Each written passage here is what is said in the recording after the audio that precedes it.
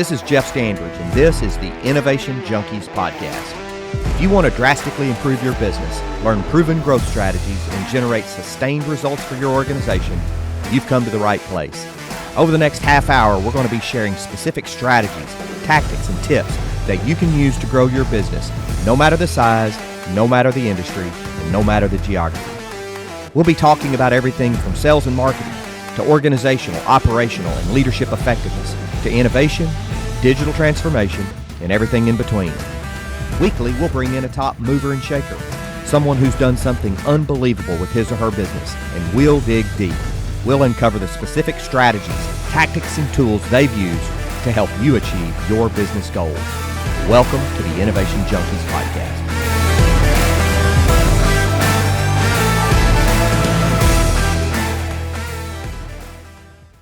Hey guys, if you're looking to put your business on the fast track to achieving sustained strategic growth, this episode is sponsored by the team at Innovation Junkie. To learn more about our strategic growth diagnostic, go to innovationjunkie.com/diagnostic. Now let's get on with the show. Hey guys, welcome to the Innovation Junkies podcast. I'm Jeff Standridge. And this is Jeff Amrine. Glad to be back. Today we're going to be talking about the war for talent. You know, I just came from a breakfast meeting with a state economic development leader, and we were talking about the various companies that he's been working with, all of whom are saying, I've got 30 positions open, I've got 45 positions open, I've got to get talent in here to help me grow. Let's talk about that today, Jeff. Yeah, absolutely. The talent's the number one asset of any business, and if you're trying to grow and be innovative, you've got to constantly have a refresh of really great minds that also have a bias towards execution if you want to be successful. So there's a couple of things we need to be thinking about before we start talking about where we're going to get talent, and one of those is being a place, being an employer of choice, so to speak, for talent, and that comes down to culture and leadership. Yeah, I think it was Peter Drucker that said culture eats strategy for breakfast, and I think built into that sort of short comment is the fact that he realized that nothing good happens without having high quality people on the team. And so for sure, getting that talent in and keeping it and building on the talent you have is crucially important. Yeah. You know, the only thing worse than having people who quit and leave an organization is having people who quit and stay, right?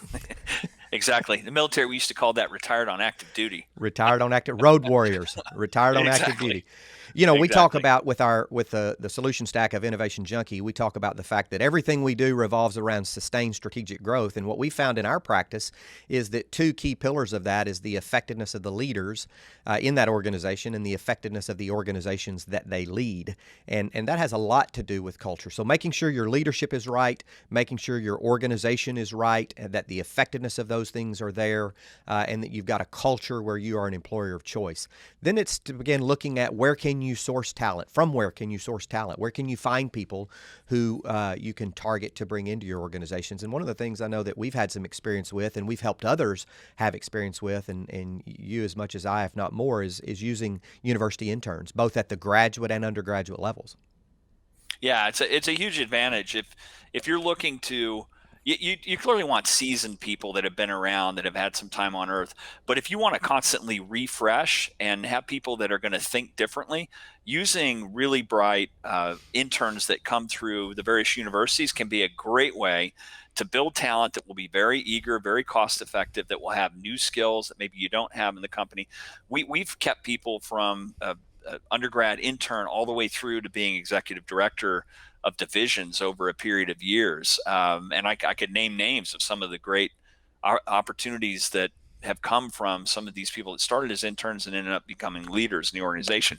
The advantage of that is you get to put the DNA imprint of the organization, of your organization, on those people. You train them up or educate them on your way, and then they're going to be some of your best evangelists. They're also going to evolve the culture in ways that can be very productive and even more innovative.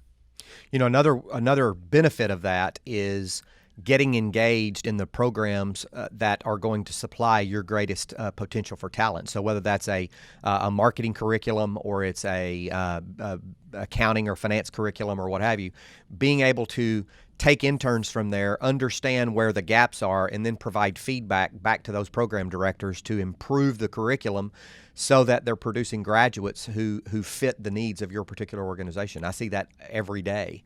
And then you create this pipeline for talent coming from the universities. Yeah, exactly right. And some of these, occasionally there'll be internships that are partially subsidized by the university organizations. The venture intern program that they have at the University of Arkansas Office of Entrepreneurship and Innovation, there's partial subsidy for that.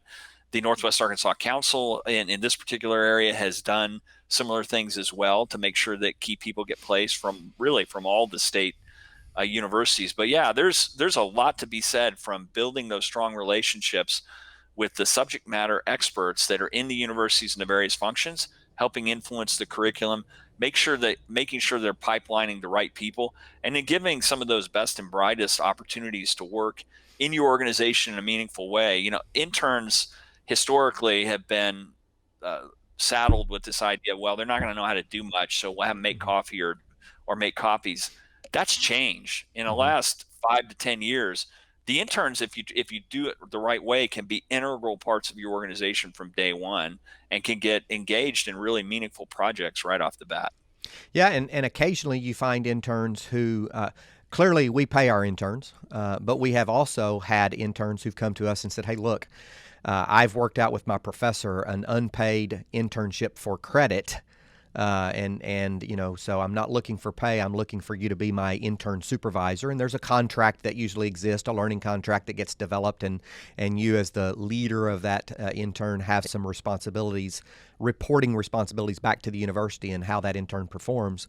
And we've even had a person come to us because she's interested in the venture space and say, look, I just want to spend the summer with you. I'm not asking for compensation. Now we'll do something to reward her for the work she does.